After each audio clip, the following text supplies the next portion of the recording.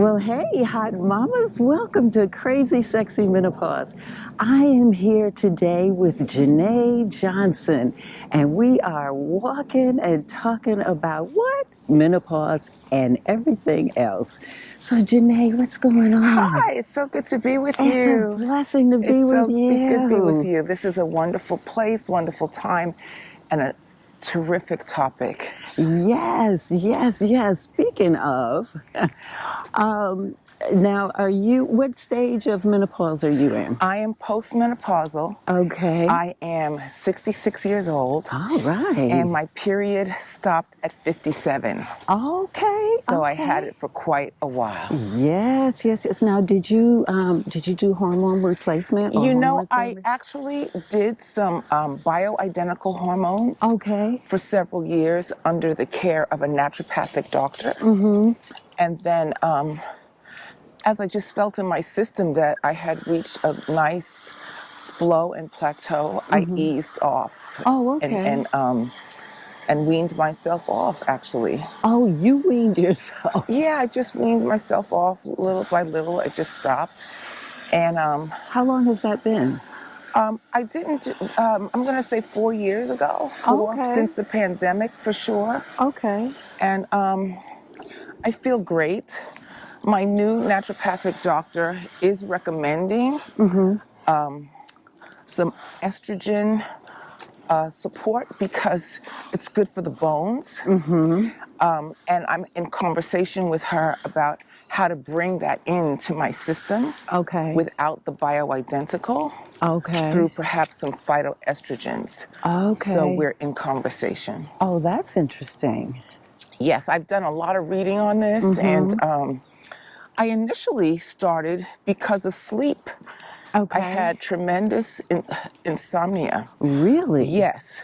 Now, Go how did that manifest I could itself? go to sleep just fine, Mm-hmm. but I would wake up in the middle of the night. Oh, And that has been chronic. really? So some of my reading on it says that that's often a symptom It is. in menopause, Mm-hmm. perimenopause, and in menopause. Mm-hmm. And, you know, because of the demands on our modern life, we're Mm-hmm. in what is called grind culture. We are working longer, we're building businesses, we're arrived at places in our careers where we're leaders, where we're putting kids through college.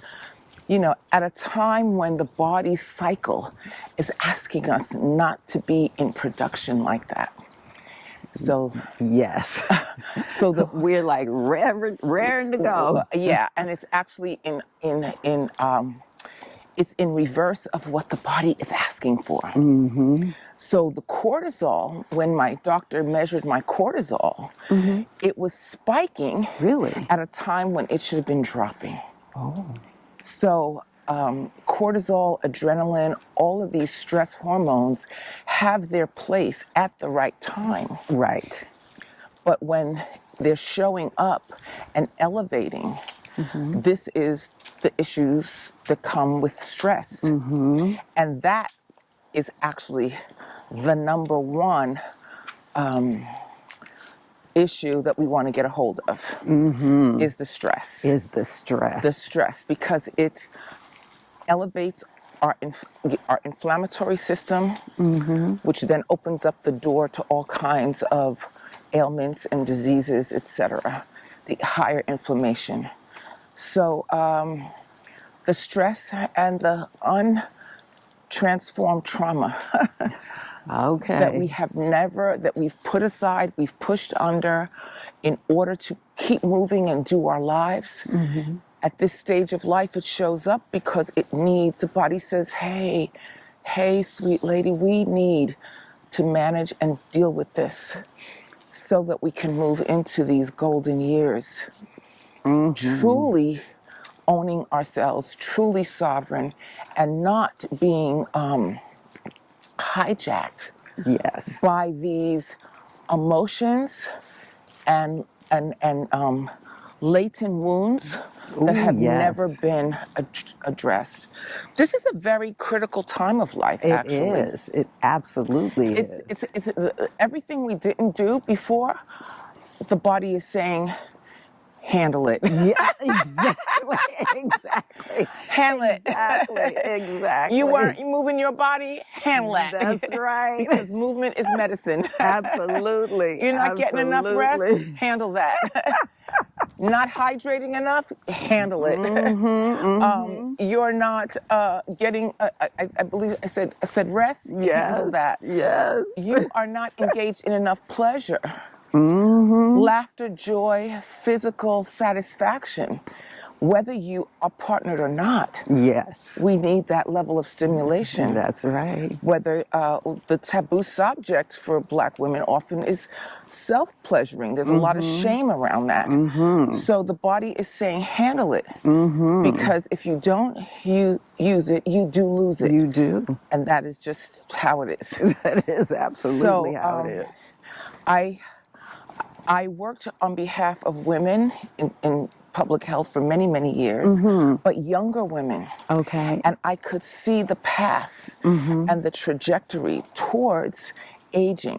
Now, what were you noticing? I was noticing that we get women revved up when we actually, at all these stages, need to be attending to ourselves with more gentleness and tenderness. Yes. So, for example, we treat our periods like it's a gross inconvenience, like it's a curse, they used to call it Yes, back in the old days, the right? curse, yes. The curse. And we have all these weird names for it. When what is saying is it's a cycle, because women are cyclical. Right. The cycle is telling us during this 5 to 7 days, bring it down.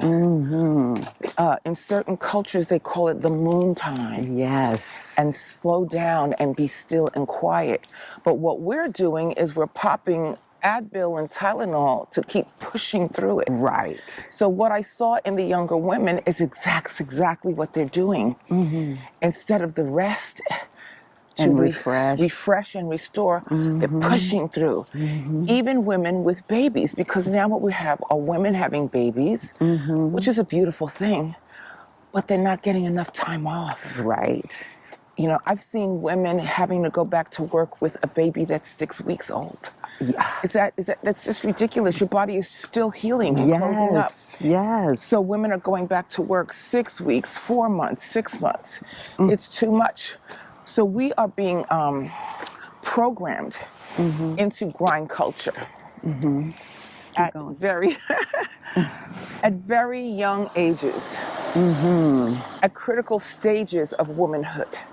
And then it doesn't stop.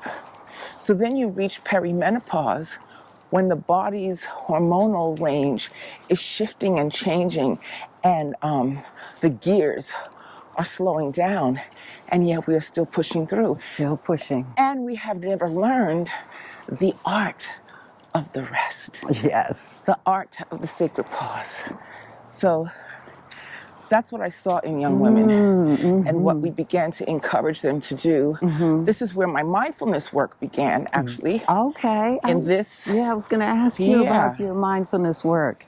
Now, how did that manifest? So my mindfulness work began with these young women in the maternal health program. Okay.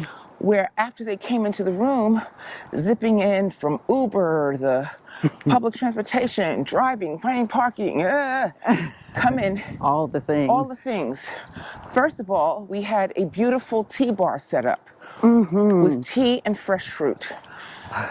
It could be 80 degrees outside and women would still make a cup of tea, which was telling me something. Yes. Right? Yes. Because it wasn't the tea, the hotness of the tea, right, which is warm and comforting, but it was just the ritual of making it and then sitting down and then smelling it, because it was always these wonderful aromatic herbs. Yes. Smelling it and then drinking it.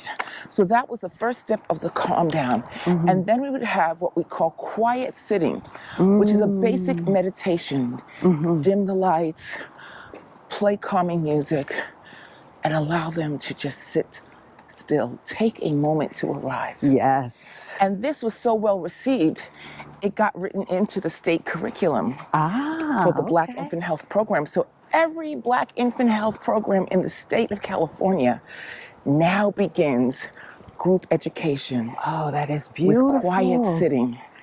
And I've got to give a shout out to Dr. Frank Staggers Jr., who brought mindfulness to his clinics in West Oakland back in the 70s. Wow. Oh my goodness. And so I had the joy of studying with him in the early days and getting the courage, to, it wasn't even so much courage, it was just the idea that this could fit in a public health setting. And Well- not only did it fit, but it like took off. and during that time, it was courageous Yes. because this wasn't the conversation during that time. No, it was not the conversation, but there was a hunger for it. Yes. And so that's part of what I've learned is that we've stepped in, especially in these last generations, to be courageous in a lot of areas. Yes. But we forget that everything has a season. Yes. And I remember on the occasion, my mom's 91. Bless her. Yes. Oh my goodness. She's a widow. She lives alone. She manages her affairs. She still drives. What a gift. And I remember, though, on the occasion of her 69th birthday, I said, Mom, what's your advice? Tell me, what do you think? Yes. And she said, pace yourself. Oh. She said, you have a long way to go with raising your son. My son was young. I had my son when I was 39. Okay. That's a whole nother story, but so she said, you have a long way to go with this young man. You need to pace yourself. Don't burn the candle at both ends. You have a busy morning, have a quiet evening. You know your night is going to be filled with activities, going to meetings. Have a quiet morning. Yes. Pace yourself. So to go far, as she has done, you must adopt a pace. And modern culture is not about the pacing. Right. It's about the speed. How fast can I get it? How quick can you deliver it? I want it now. Yeah, I want it, and I want it yesterday. Yesterday, exactly. So that's been my advice. Even in meeting with you today, I realized that I had a very busy day yesterday, and my rest wasn't as restful. And I said, I check in, what do I need to do to move into my day? And I said, submerge your body in warm water. Take a bath.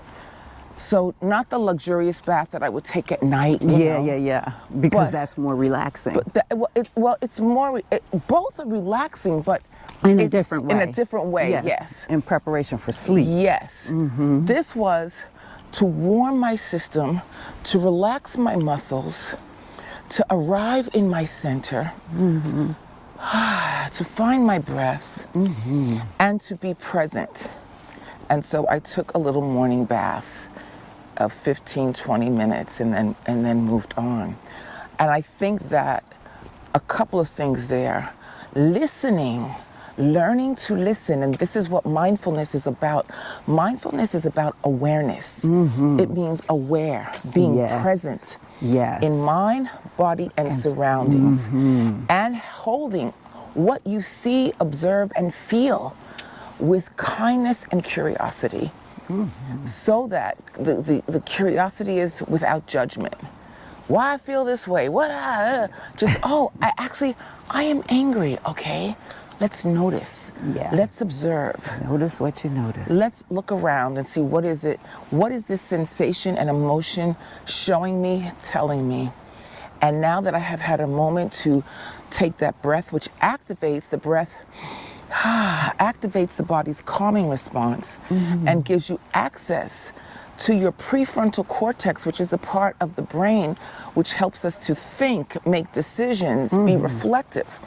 So then we can make a better decision about how to respond. It's not to diminish or dampen strong emotions. It's to help us navigate them with skillfulness. Yeah. Take in, what is it telling me? What's the information here? And how should I use it? So it's a practice. The practice of mindfulness is built through meditation or quiet sitting, through yoga, through other contemplative practices. But to me, it is the foundation of everything. Any and everything that we're about, all of our life's visions and missions are supported when we have access to ourselves, our full intuition, our imagination, our intelligence. It's through learning to be still and growing it as a muscle, if you will. Yes. Yeah. Being still is something that really needs to be revisited now, because as you mentioned, the hurry up and get it done right now group of folk that has and even now with social media, it's sped up even more. Yes, it has. And so do you find that these young women have gotten to the place where they can't calm down, or they can't be mindful, or do they lean into it intuitively? Well, I think that you have to be taught it. And so that's what we were able to do. We were able to give them an option, a possibility. And I'm no longer with that program, but as I said, it's written into the curriculum. So that means that over a period of time, it's being reinforced and practiced. Because mindfulness is not something you talk about. Right. It's something that you actually do.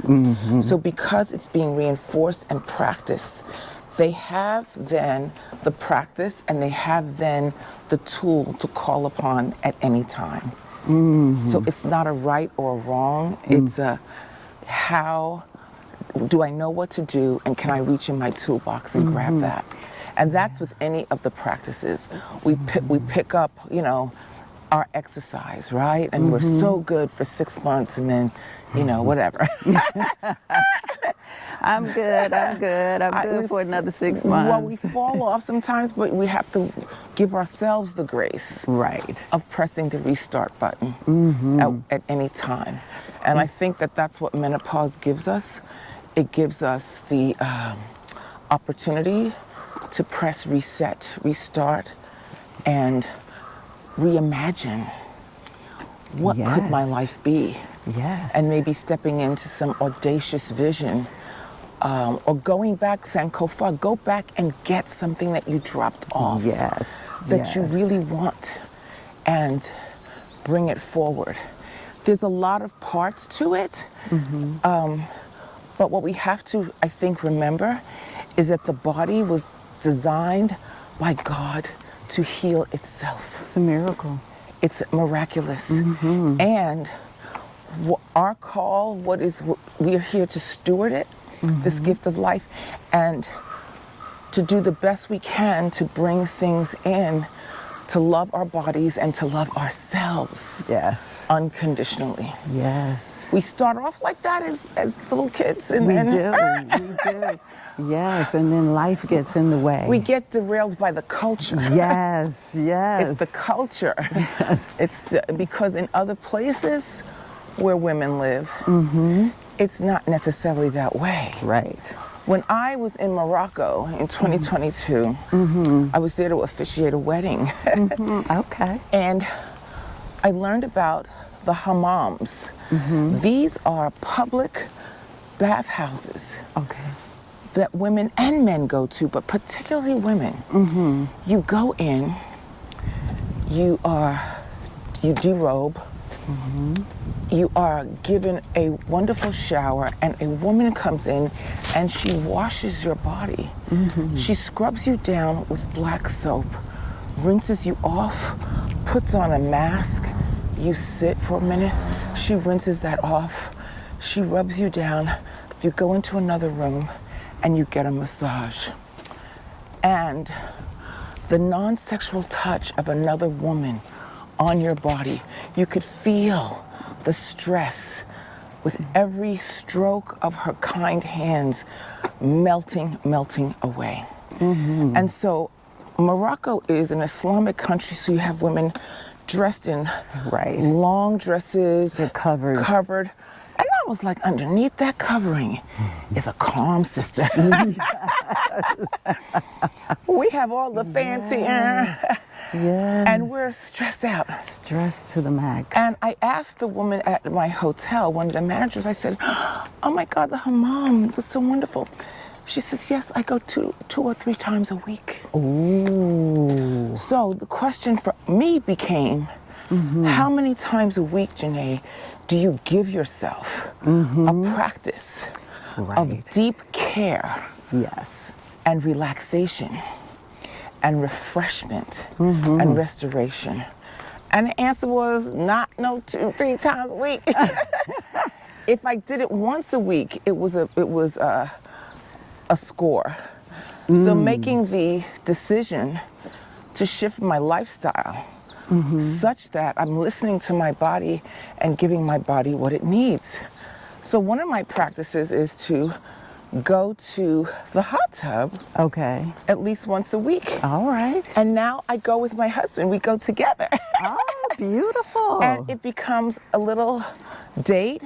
He loves it because the male body too needs that comfort and reset, and we're partners. Absolutely. So sometimes we talk, sometimes we don't. We just get the refreshment of the water. And sometimes we're in a room called combo room, so that's hot tub and sauna, and do both. But finding these ways, starting with your own bathtub or shower, and the use of water,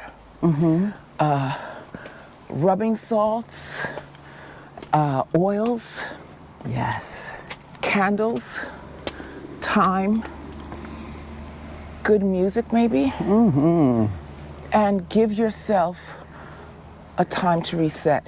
It is not just the meditation. It's not just the sitting quietly, which we want to do that too, but you must engage the body. Exactly. Because everything that we go through, the body is engaged in it. And it's a wonderful book called The Body Keeps the Score, about trauma and trauma stewardship and healing. The body is engaged in everything. The body is taking in everything we do, everything we say to ourselves, about ourselves. So menopause is this huge opportunity from perimenopause on. The entire spectrum. The entire spectrum, to take a look and to be still and to be in silence and solitude and assess, who am I, where am I? And to engage with some of the grief and the tears of what we left behind, what we didn't get to do, and also to celebrate the accomplishments, what I made it through. And we have what's called post-traumatic victories, that even after the trauma, you can have a deeper spiritual sense. You can have a deeper sense of yourself. You can have better relationships. You have a heightened sense of self-awareness. There's so many things that come, it's called post-traumatic growth. And you attract who you are really intended to have. Girl, talk about that part. Because you become a vibrational match. For the lifestyle and the people and, dare I say, the experiences that you really want to have. Absolutely. I find that people treat me so well. And I have a sense of, part of it is how I am occurring for them in any given moment. And it's not like I don't have times when I'm overtaken by strong emotions or what have you. But what I do have is I have tools to help me notice and manage those things. And more often than not, when I am engaging with people, to forward and radiate and transmit an intention that it's about connection and love, even with difficult people. And yeah, Especially with difficult people, because those are the times when you're really tested. yes, yes. When you have to stay in your body and keep access to yourself. And those are the times when we can be triggered and knocked out of our rhythm. And so it might happen that you are, and you get to replay the tape, go back, listen to it, learn from it, and say, oh, I see that. I see where I lost it. Oh, I see I went into that situation really on empty.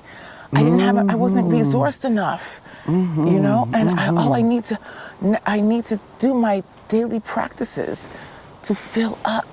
I'm sharing this with my son, who's a young man in his 20s. Okay. And I say to him, Khalid, your first 30 minutes, you need to meditate and pray, set your intention for the day, call up some gratitudes. I give him a structure. Yes. Because a lot of times people tell you, oh, love yourself, be good, girl, be good to yourself. Yeah, I love myself. Well, Right. yeah. Well, what does that mean? Yes. Everything, our own bodies require a structure. We have a skeletal structure to hold us together. You need a structure, you need practices. Doesn't have to be a lot, but it needs to be what's meaningful to you and what you can do with consistency. Yes, yes. And once you learn those tools, then you're able to put more in. You're able to add more tools to your tool chest. Yes. So you have a volume of techniques and ways to solve your problems or just being in connection with other people. Yes. What I have found in this 6th decade is that over the years I've collected a ton of things. Yeah. I've done a ton of work. I'm a minister. I'm a coach. I've done a ton of self-development work. I teach trauma, mindfulness, racial healing. I've read volumes and volumes. And what I have found out of all of it, it's just the few simple, consistent practices out of all the stuff I learned that make a difference. You find what works for you. Find what works for you. It's not a lot. It's that what you do with consistency. Yes. That will shift and shift and grow your internal garden. Yes. And I love that. will cause you to flourish and flower. So I committed myself to a life of optimal well-being and joy. And that's my practice. Is this going to help that? When I get to ask myself, Yes. is engagement with this person at this moment the best? Maybe not. Take 2 steps back. Wait. Rearrange. And allow yourself the time Yes. to make that decision, to ruminate over it in your mind before you make a snap judgment or a snap Patience. decision. Yes. This has been fabulous. Yeah, those stairs were something too. Yeah, y'all, we just walked up all these stairs. We're taking a moment, at least I am, to catch my breath. Take a breath. And that is life. Yes. You've had this time of a big push. You need to just say, oh, I just did a lot. Yes. Acknowledge yourself, take a breath, and even acknowledge it with people around you. Yes. Oftentimes we run from one thing to the next, to the next, to the next, without celebrating Yes. the little successes that get us to the ultimate goal. And that's important. It's absolutely important for us to acknowledge that and celebrate it. If not, we do it for others. Yes. So why not do it for ourselves? And sometimes we don't even do that well, because the truth is, you can't give what you don't have. Isn't that the truth? So the spillover, the cup that runneth over, I was just saying this to my husband as I'm watching him do some things and make some changes, and I said, you know, what you're gaining for yourself is running over into our relationship. And it's so wonderful. So I think sometimes we forget that what we give ourselves then gets to be reflected in the quality of presence and engagement that we have with other people. Yes, yes, yes. So the slowing down in menopause, post-menopause, taking the cues in perimenopause and rearranging your life, it may mean that you back off from your business. It may mean You start a new business. it could mean that you start, but the energy to start, you have to say, okay, what is the energy to start something? And can I arrange my life such that I have that without being on the grind? See? Because often what we do is go into default mode and we try to do it the same way we did it when we were 30. Yeah. And it doesn't work. It does not work. So what does starting mean? And what are your goals and intentions? What's your intention? Knowing all of that in the beginning, going out is huge, because then that sets the tone for where you're going and how you're going to get there. And do you have the real resources to do it? And if I didn't do that, what would I actually do?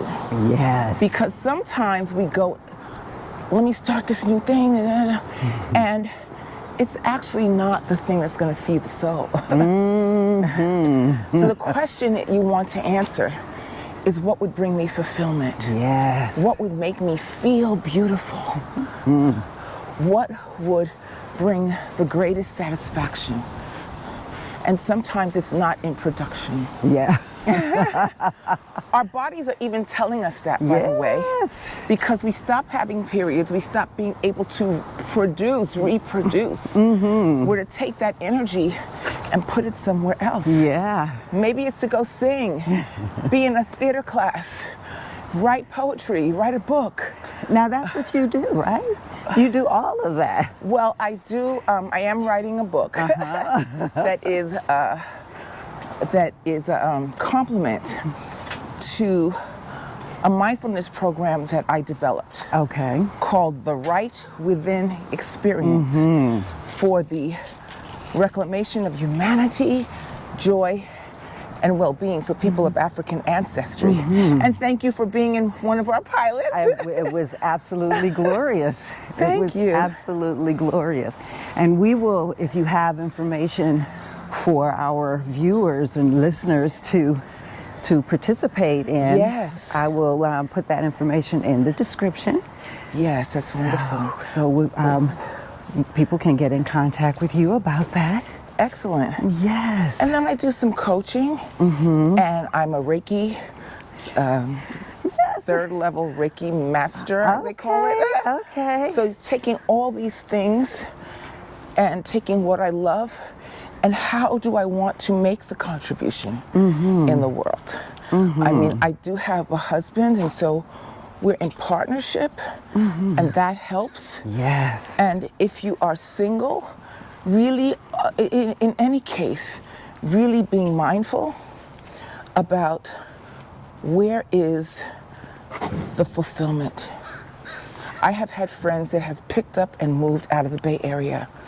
They said, this pace, the financial demand here does not fit me.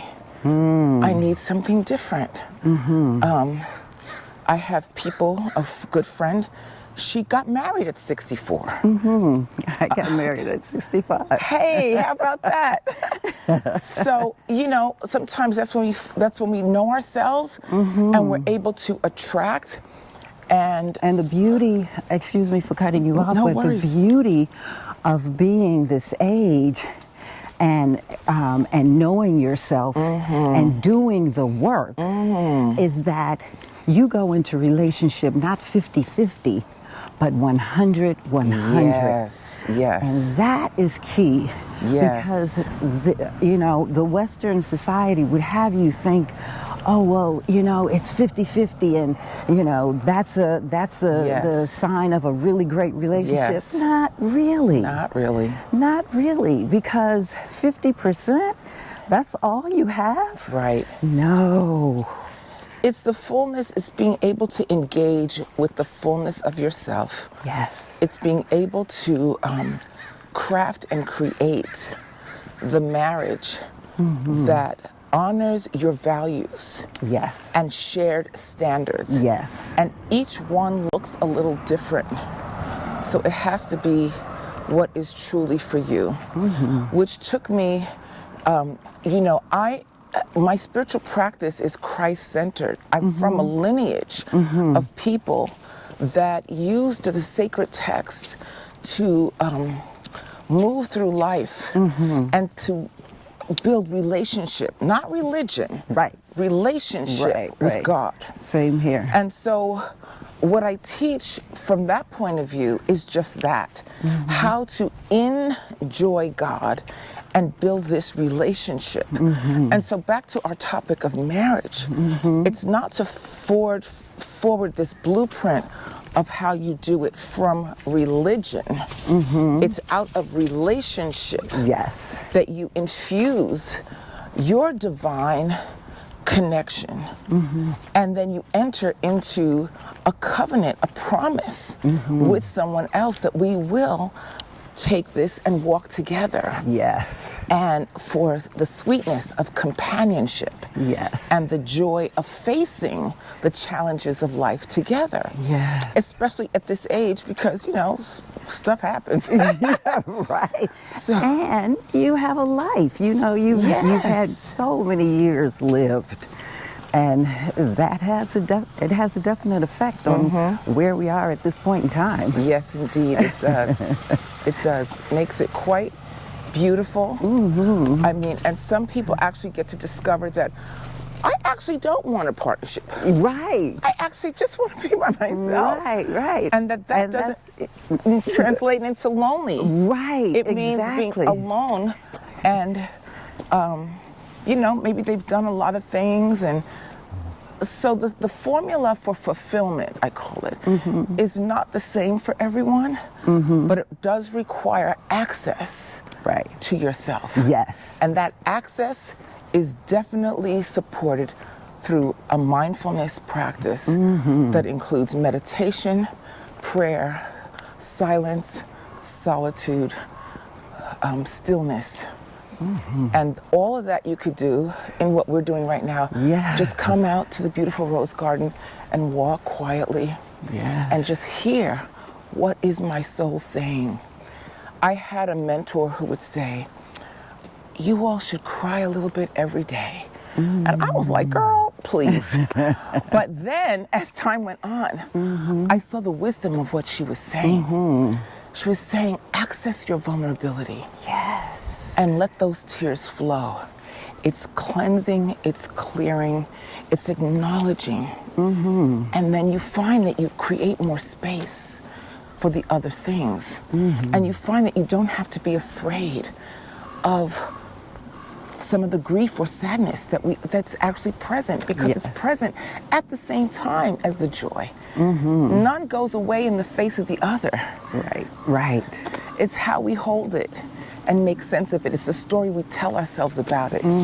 So, or the stories that we have been told. Yes, which is what we want to unhook from. I call it the victim vortex in my work. Yes. These stories that line up, that actually keep us powerless and in victimhood. So it's just really examining those stories and giving yourself a new narrative. And that's what this stage is about, really. Yes, it is. What's the new story? A new awakening. Who do I want to be? Yes.